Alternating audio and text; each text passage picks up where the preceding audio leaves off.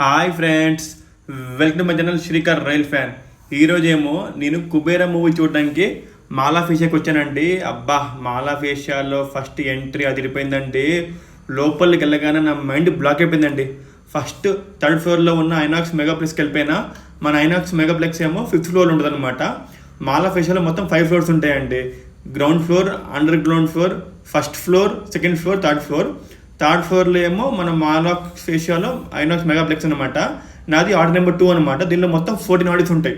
ఇంకా నేను మూవీ లోపల థియేటర్ లోపలికి వెళ్ళినా లేదో ఫస్ట్ యాడ్ స్టార్ట్ అయినాయి. తర్వాత ఈ మూవీతో మన శేఖర్ కమ్ముల గారు 25 ఇయర్స్ అయిపోయిందండి. తర్వాత ఏమో మూవీ టైటిల్ కార్డ్స్, తర్వాత మన కింగ్ నాగార్జున గారి ఎంట్రీ, తర్వాత ఏమో విలన్ ఎంట్రీ, తర్వాత ఏమో మన ధనుష్ ఎంట్రీ. అబ్బా, ధనుష్ ఎంత న్యాచురల్గా ఉన్నాడండి. తర్వాత రష్మికని ఇలా చూసి చాలా అయిందండి. తర్వాత ఇంటర్వెల్ స్టార్ట్ అయింది. ఇంక ఇంటర్వెల్ స్టార్ట్ అయింది కదా అని బయటికి వెళ్ళి తిందాం అనుకుంటే సినిమా నాకు సీట్ రేట్ ఎంత ఏంటంటే 240 అయిందండి. తర్వాత బయటికి వెళ్ళి పాప్కార్న్ తిందామంటే పాప్కార్న్ రేట్ 300 అనమాట, టికెట్ కన్నా కాస్ట్. అందుకే ఇంక నేను తినలేదు. తర్వాత సిఎస్ ఇండియా కానీ చాలా చూసాను థియేటర్లో. తర్వాత మూవీ మాత్రం చాలా బాగుందండి.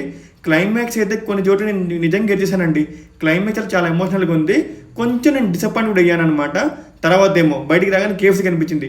కేఎఫ్సీలో తిందామా అంటే నాకు మనసు ఒప్పుకోలేదు. సరే, ఇక్కడ దాకా నా వ్లాగ్ అనిపించింది. మీకు నచ్చితే please like, share and subscribe Srikar rail fan. Bye friends.